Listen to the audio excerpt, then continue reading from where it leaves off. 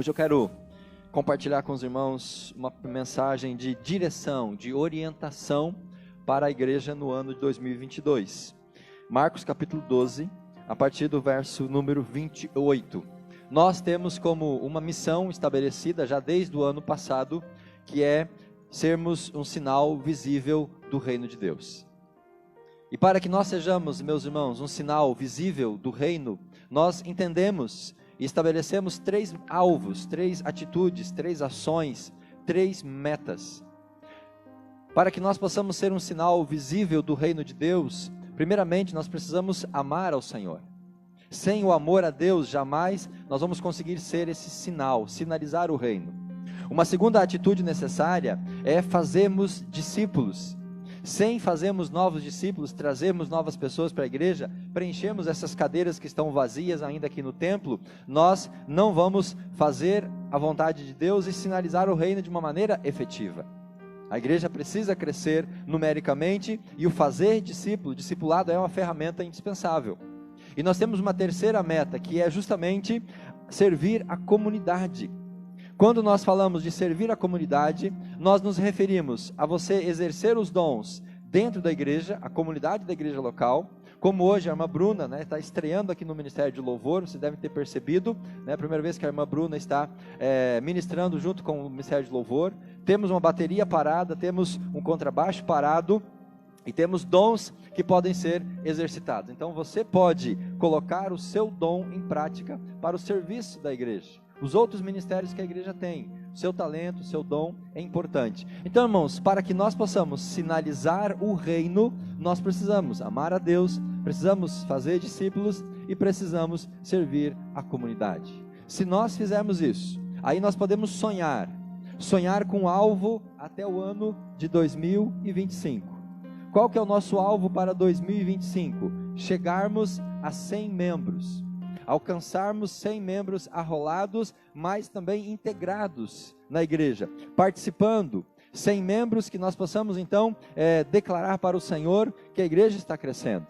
Desses 100 membros, nós temos um sonho de que 80% deles estejam completamente integrados, totalmente envolvidos, imergidos no ministério da igreja. Não pensamos com 100% porque seria uma utopia. Dificilmente 100% dos membros vão se envolver da maneira com que nós gostaríamos. Nossa oração é para que isso aconteça. Mas se nós chegarmos a 80% dos membros envolvidos nos ministérios, trabalhando de maneira efetiva, frequentando a escola bíblica dominical, participando de um pequeno grupo, irmãos, a nossa igreja ela vai avançar de maneira extraordinária. E nós também, para alcançar essa meta, ou para manter essa meta, nós queremos desenvolver uma rede de relacionamentos, de cuidado, uma rede onde cada pessoa possa estar conectada a outra pessoa, para que você não se sinta sozinho em nenhum momento do dia ou da semana, para que quando você tiver uma dificuldade, quando você estiver passando por uma luta, por uma angústia, por uma prova,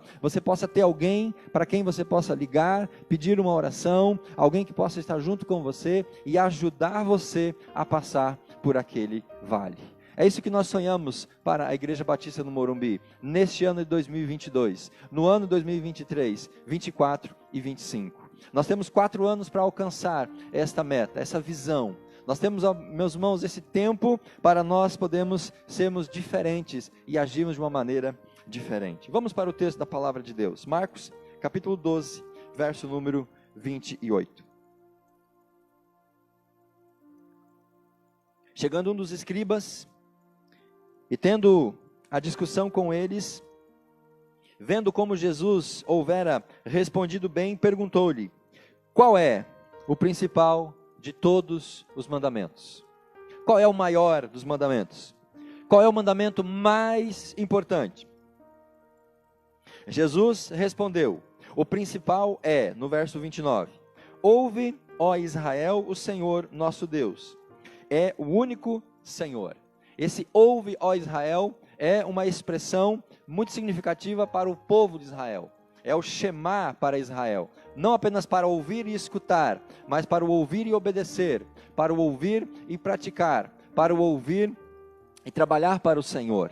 No verso 30, então, o Senhor diz: amarás, pois, o Senhor teu Deus de todo o teu coração, de toda a tua alma e de todo o teu entendimento e de toda a tua força. E o segundo é: amarás o teu próximo como a ti mesmo. Não há outro mandamento maior do que estes.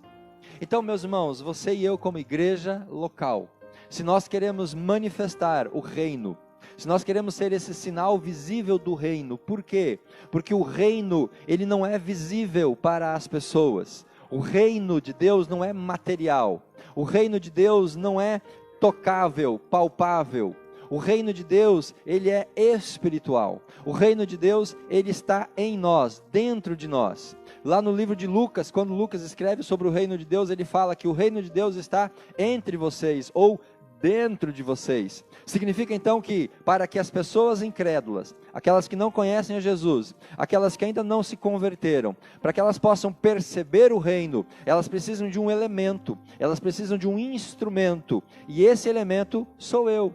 Esse instrumento é você. Deus quer me usar e usar você para que a gente comunique o reino invisível para as pessoas que ainda não tiveram esta percepção. E quando eles conhecerem ao Senhor, quando eles entenderem a palavra, quando eles entregarem as suas vidas a Jesus, eles vão ter o reino também nascendo dentro dos seus corações. É isso que nós temos como pano de fundo aqui nesta noite. Como igreja, nós devemos sinalizar para o reino, sinalizar para Jesus Cristo, mostrar para as pessoas que há esperança, mostrar para as pessoas que há uma vida diferente, mostrar para as pessoas que elas podem ter muito mais daquilo que elas estão acostumadas a viver sem o Senhor, apontar para as famílias, apontar para a sociedade, apontar para o mundo, que existe um Deus que salva, que transforma e que liberta, um Deus que faz sinais e prodígios, um Deus que opera de maneira extraordinária. É isso que nós temos que fazer, meus irmãos, mas para isso, a primeira coisa que nós entendemos é o nosso amor ao Senhor. Se nós não amamos ao Senhor, jamais nós vamos ser esse instrumento para manifestar o reino para as pessoas. Se nós não amamos ao Senhor de todo o nosso coração, como Jesus Cristo fala aqui, de todo o coração, de toda a tua alma, de todo o teu entendimento e de toda a tua força. É um amor integral, é um amor completo, é um amor que não nos falta nada. É aquele amor que nós exercemos para o Senhor de maneira plena. Quando nós entendemos que o amor ao Senhor vai manifestar o reino, nós vamos começar a fazer isso. E a pergunta que você pode estar fazendo é: pastor, mas como eu vou fazer isso de maneira prática? Mostrar o meu amor para as pessoas. Primeira coisa que nós devemos fazer é estarmos em adoração. Quando nós nos reunimos aqui no templo, quando nós nos reunimos num pequeno grupo, quando nós nos reunimos em um ministério, quando nós nos reunimos com irmãos da igreja para ler a Bíblia, para orar, para adorar, nós estamos então demonstrando o nosso amor ao Senhor. O culto, meus irmãos, é uma parte importante da nossa relação com Deus. Nós não podemos nos contentar se não estivermos integrados na comunhão da igreja. E a adoração envolve celebrar a Deus junto com a minha igreja, na minha igreja. Adorar a Deus significa que nós vamos estar participando, colocar isso no nosso coração, participar de maneira fiel dos cultos da igreja, participar de maneira fiel a um pequeno grupo, mas não apenas assistir. Hoje nós temos essa ferramenta, da transmissão, e as pessoas que estão do outro lado desta tela, elas estão assistindo o culto.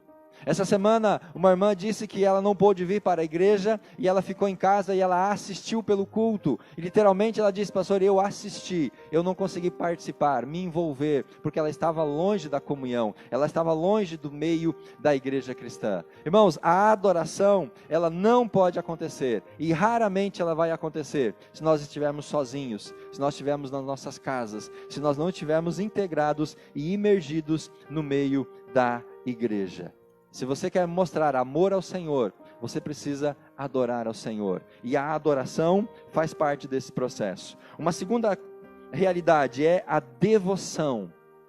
Para que nós mostremos o amor a Deus, nós temos que, em devoção, crescer espiritualmente. A devoção é aquele tempo de leitura da palavra, é aquele tempo de oração, é aquele tempo de consagração. A devoção é aquele momento onde eu vou buscar ao Senhor, para que Ele possa ministrar na minha vida, e eu possa amadurecer, eu possa crescer. Para isso eu preciso ter o hábito diário de ler a Bíblia, eu preciso ter o hábito diário da oração, eu preciso viver de acordo com aquilo que eu aprendo, aquilo que a igreja ensina, seja na escola bíblica, seja nas ministrações do culto, ou seja em qualquer outra reunião. Amar a Deus através da devoção é viver, é praticar aquilo que a igreja está ensinando. Nós não podemos ser indiferentes e tampouco desobedientes àquilo que a palavra nos instrui. Em terceiro lugar, para amar a Deus com fidelidade, nós devemos consagrar ao Senhor não apenas a nossa vida, não apenas os nossos dons, mas nós devemos também consagrar ao Senhor os nossos dízimos e as nossas ofertas. Porque a questão financeira, meus irmãos, a devolução do dízimo, a consagração das ofertas, sendo um dizimista fiel, sendo um ofertante liberal, é uma das maneiras com que nós demonstramos que amamos ao Senhor.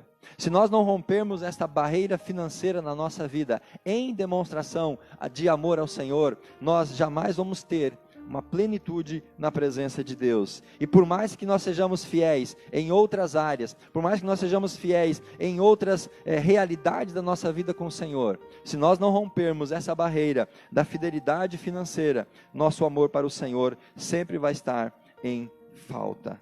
Portanto, queridos, para que você ame a Deus, é preciso participar fielmente dos cultos da sua igreja. Coloca isso no teu coração. Eu vou fazer o esforço necessário. Eu vou atravessar a cidade se for necessário, né?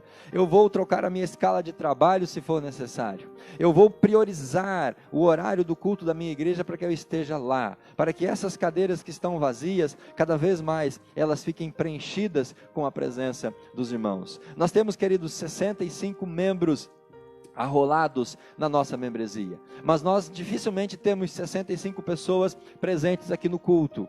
Isso que nós sempre temos pessoas visitantes que não são membros ainda. Significa o quê? Que muitos membros da igreja não frequentam o culto assiduamente e regularmente. E nós não podemos nos contentar com isso. Eu, como pastor, não me contento, não fico feliz com isso. E eu gostaria que os irmãos também, como membros da igreja, não se contentassem com isso. Eu sei, queridos, que há momentos, há dias, há momentos e realidades em que fica impossível você estar no culto. Eu sei que há semanas em que você não tem condições, que você gostaria, mas se tornou impossível, inviável. Eu entendo essa brecha ou essas questões à partes, mas de maneira geral, se nós pensarmos no ano todo, se nós pensarmos de uma maneira a longo prazo, nós podemos sim nos organizar para estarmos conosco, com a igreja, nos cultos.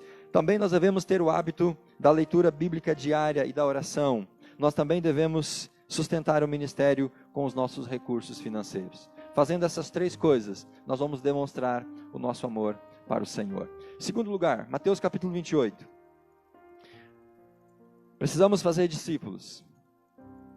Além de amar ao Senhor de todo o coração, através da participação fiel nos cultos, através da leitura bíblica diária e da oração, através do sustento ao ministério local, nós também devemos fazer discípulos.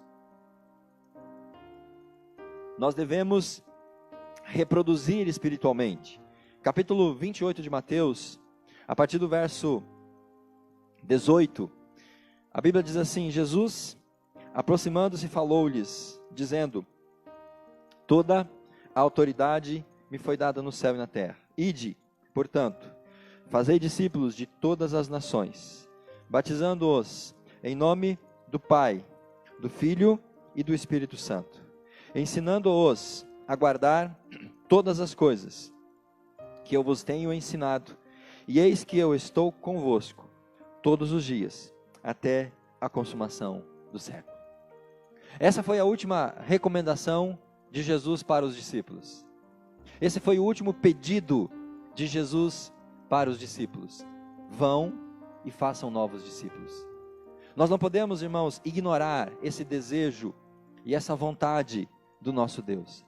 Nós não podemos fechar os olhos para esta realidade, que é justamente a necessidade de nós investirmos na vida de pessoas que não conhecem a Jesus. Sinalizar o reino é nós investirmos tempo, investirmos dinheiro, investirmos os nossos dons as nossas habilidades, para que de maneira intencional, pessoas que não conheçam Jesus, elas possam vir a conhecer a Jesus. Quantas pessoas você já ganhou para Jesus ao longo da sua história cristã? Eu sei que essa é uma pergunta incômoda, meus irmãos. Eu sei que essa pergunta ela mexe dentro do nosso coração. Essa pergunta mexe comigo também. Quantas pessoas nós trouxemos, melhor dizendo, para Jesus ao longo da nossa história cristã? Porque se nós não trouxemos nenhuma pessoa para Jesus, significa que nós estamos sendo cristãos estéreis. Nós não estamos reproduzindo, nós não estamos compartilhando as boas novas, nós não estamos levando o reino para as pessoas que não conhecem.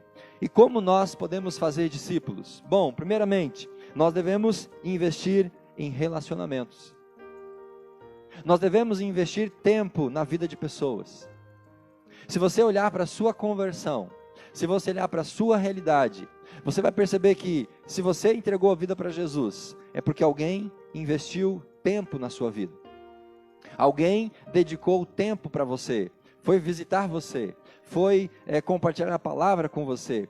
Pessoa que investiu na sua vida através de relacionamento. Pessoa que ligava para você, que se importava com você, que se preocupava com a sua realidade. E os relacionamentos, meus irmãos, é uma das melhores maneiras de nós levarmos pessoas para Jesus. E como nós fazemos isso? Primeiramente, investindo em oração na vida dessas pessoas. Comece orando por pessoas não crentes. Comece orando por pessoas que não conheçam Jesus, porque a salvação, ela começa numa batalha espiritual de oração. A salvação, a conversão, ela é sobretudo, irmãos, uma batalha espiritual, porque é uma luta espiritual. E como nós vamos ganhar uma batalha espiritual com armas humanas ou com métodos humanos? Não, a batalha espiritual tem que ser lutada com armas espirituais. E a salvação das pessoas é uma demanda que necessita oração. Talvez nós possamos dizer que nenhuma pessoa vai chegar a conhecer Jesus se ninguém nunca tiver antes orado por ela. Porque toda pessoa que entrega a vida para Jesus é fruto de oração. Então ore por pessoas não crentes. Ore por pessoas que você ama e que você sabe que se morrer hoje, elas vão para o inferno. Você sabe que se essa pessoa bater com as botas hoje, como a gente fala no popular, ela vai para o inferno.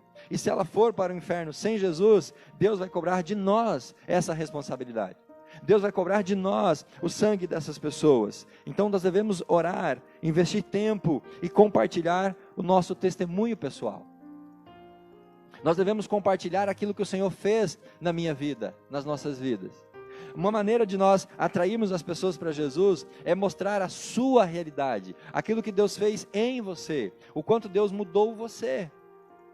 O que acontece, irmãos, é que muitas vezes nós nos calamos, nós nos acovardamos, nós nos amedrontamos, nós ficamos com timidez, nós ficamos de maneira inquieta e inseguros para falar de Jesus. Nós falamos da gasolina da Argentina, nós falamos do tempo que não chove, nós falamos do final do ano, nós falamos de tantos assuntos com as pessoas o dia inteiro, mas nós não tocamos na palavra de Deus e no nome de Jesus.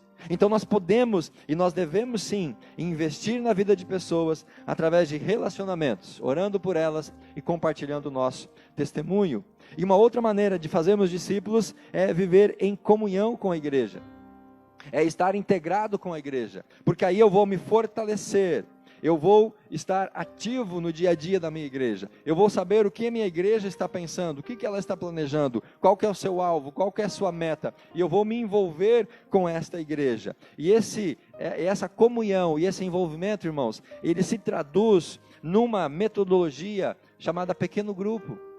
Nós não temos cultos durante a semana, por quê? Porque nós entendemos que uma reunião familiar, um pequeno grupo, ele é mais efetivo para estreitar laços, para você conhecer a pessoa, para você poder então ministrar a necessidade da pessoa. De uma forma geral, o templo, o culto, ele não nos permite abrir o nosso coração e compartilhar a nossa realidade. De maneira geral, o culto, ele não consegue chegar nas miúças das nossas vidas. Por isso que o pequeno grupo é importante, porque nós temos um grupo de comunhão, um grupo de cumplicidade, e ali nós vamos poder sim abrir o nosso coração. Nós vamos poder contar com a presença daqueles irmãos, com a oração deles, e isso vai nos fortalecer. E se isso nos fortalece, me anima a poder levar a palavra de Deus. Então, estar em comunhão com a igreja, participar de um pequeno grupo, estar integrado, é uma ferramenta de evangelismo. Não apenas de crescimento espiritual, mas também de expansão e de evangelismo. Mantendo relacionamentos fraternos profundos, edificantes em amor. Fazer discípulos é a nossa chamada principal. Amados, fazer discípulos é aquilo que o Senhor espera que todos nós façamos. E para que nós possamos fazer discípulo, então, 3 coisas são importantes: orar e investir tempo na vida de pessoas. Na sua semana, quantas horas da semana você investe intencionalmente na vida de pessoas não crentes? Quanto tempo você dedica para evangelização, para testemunhar, para orar e para ministrar na vida de pessoas não crentes? Estando integrado em um pequeno grupo. Isso é parte do discipulado e do evangelismo. E outra questão, discipulando e sendo discipulado. Sendo acompanhado por um crente mais maduro e eu poder então acompanhar um crente que está menos maduro do que eu. Essa é aquela rede de relacionamentos que eu me referi no começo do culto. Nós sonhamos com isso, meus irmãos, uma rede de relacionamentos, onde toda a igreja está conectada, um conectado com o outro. Uma pessoa que é menos madura vai andar junto com uma pessoa mais madura para que ela amadureça. E assim nós possamos então todos crescer e amadurecer para a glória do nosso Deus. E aí nós chegamos em 1 Pedro, capítulo 4, versículo 10. Terceiro pilar da nossa missão: servir a comunidade. 1 Pedro capítulo 4, verso 10. A palavra de Deus, ela diz assim, a partir do verso 8, o apóstolo Pedro escreve: acima de tudo, porém, tende amor intenso uns para com os outros. O amor, irmãos, ele está presente na relação com Deus, o amor está presente no discipulado, e o amor está presente também no serviço. Sem amor, não nos relacionamos com Deus. Sem amor, não ganhamos pessoas perdidas. E sem amor, a gente não serve a comunidade. Então Pedro ele começa dizendo que o amor é a base de tudo. Verso 9. Sede mutuamente hospitaleiros, sem murmuração. E aí no verso 10 ele diz: servi uns aos outros, cada um conforme o dom que recebeu, como bons despenseiros da multiforme graça de Deus. Servir uns aos outros. A igreja, irmãos, não é uma empresa onde há funcionários que trabalham em benefício da coletividade. A igreja não é uma empresa onde há empregados que trabalham para o benefício das outras pessoas. A igreja não é como um shopping, onde eu vou lá para me divertir, mas as pessoas que estão lá trabalham para limpeza, para manutenção e para todas as necessidades, para que quando eu chegue lá, eu encontre tudo perfeito, tudo em bom estado, e eu possa então encontrar lá aquilo que eu fui buscar. A igreja não é desta forma. A igreja, ela exige a participação ativa de todos nós. A igreja exige o empenho de cada um de nós. Eu mencionei no começo que nós temos um contrabaixo parado, uma bateria parada, nós temos outros instrumentos que poderiam ser usados para o louvor ao Senhor. Nós temos áreas da igreja de trabalho onde precisamos de voluntários para agir, para se envolver. E de onde virão, meus irmãos, esses trabalhadores? Do nosso meio. Jesus disse certa vez que a seara era grande e os trabalhadores são poucos. E aí as pessoas usam esse versículo dizendo que o Ceará é grande e os cearenses são poucos. Mas o que Jesus está dizendo naquele texto é que há muito trabalho e há poucos trabalhadores. E qual é a receita que Jesus dá naquele texto para suprir a demanda de trabalhadores? O que Jesus manda fazer quando nós temos muito trabalho e poucos voluntários? Jesus não manda fazermos hora extra. Jesus não manda trabalharmos dobrado. Ele não manda fazer o trabalho das outras pessoas. O que Jesus manda fazer? Dobrar o joelho e orar para que Deus mande mais trabalhadores. Irmãos, todas as vezes que nós fizermos o trabalho que era para uma outra pessoa fazer, aquela pessoa jamais vai fazer esse trabalho. Então muitas vezes nós temos que deixar coisas por fazer, para que as pessoas vejam aquela necessidade, e elas possam então se tocar que elas são a resposta para atender aquela necessidade. Muitas vezes nós queremos que as coisas aconteçam de maneira o mais bem arrumadas possível. Muitas vezes nós nos envolvemos com muitas áreas. Ontem nós estávamos na reunião ministerial, pensando nesse ano da igreja, pensando nos ministérios, pensando em pessoas para ocupar esses cargos de liderança nos ministérios. E quanto mais nós pensávamos, irmãos, em pessoas para assumir ministérios, menos pessoas nós tínhamos para que nós pudéssemos indicar para os ministérios. Então, meus irmãos, o servir a comunidade é muito importante. O apóstolo Pedro diz: servi uns aos outros conforme o dom que recebeu. Qual foi o dom que você recebeu? Qual é a habilidade que Deus colocou nas suas mãos? O que você faz bem? Qual que é a sua paixão? É cantar? Venha cantar. É arrumar a igreja? Venha arrumar a igreja. É decorar? Venha decorar. É receber as pessoas quando chegam no culto? Venha receber as pessoas. É fazer um cafezinho para o final do culto? Venha fazer cafezinho. O seu trabalho, a sua paixão é trabalhar na escola, no Cavan, nos presídios? Venha trabalhar. Nós precisamos de pessoas para trabalhar e colocar em prática os dons e as habilidades. Não podemos enterrar, meus irmãos, os nossos dons. Não podemos enterrar os nossos talentos. Então, para servir a comunidade, os meus dons devem ser colocados em prática, dentro e fora da igreja. Nós temos ministérios para você dentro da igreja e temos ministérios para você fora da igreja. Através dos ministérios, você vai servir a comunidade. Então, é importante que você descubra quais são os seus dons. É importante que você entenda e saiba qual que é a área, qual que é o lugar aonde você vai poder servir de maneira mais eficaz. Nem todos têm os mesmos dons, nem todos fazem bem todas as coisas. Por isso que nós somos um corpo, por isso que todos têm que trabalhar, porque o trabalho de um completa o trabalho do outro e assim a igreja ela vai crescendo. Eu preciso me envolver em algum ministério dentro e fora da igreja. Resumindo então, meus irmãos, o servir a comunidade, envolvendo-me em algum ministério dentro e fora da igreja. Se envolva neste ano, faça como a irmã Bruna, se envolva em algum ministério. Não é a música, há muitas outras coisas que você pode fazer. Venha falar comigo, nós temos com certeza um lugar separado, um ministério que está precisando do seu trabalho, do seu dom, da sua habilidade, usando os seus dons e habilidades para o trabalho, comprometendo-me com as necessidades da minha comunidade. Se nós fizermos isso, irmãos, amarmos a Deus, se nós fizermos discípulos, se nós servirmos a comunidade, eu não tenho dúvida que nós vamos, além de manifestar o reino, nós vamos também crescer em números para a glória de Deus. Você pode ficar de pé? Em nome de Jesus.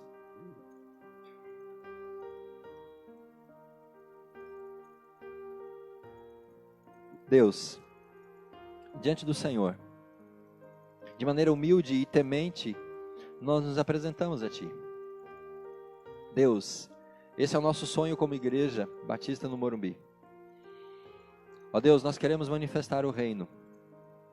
Nós queremos declarar para as pessoas que não Te conhecem que é um Deus que salva, que cura, que liberta e que transforma.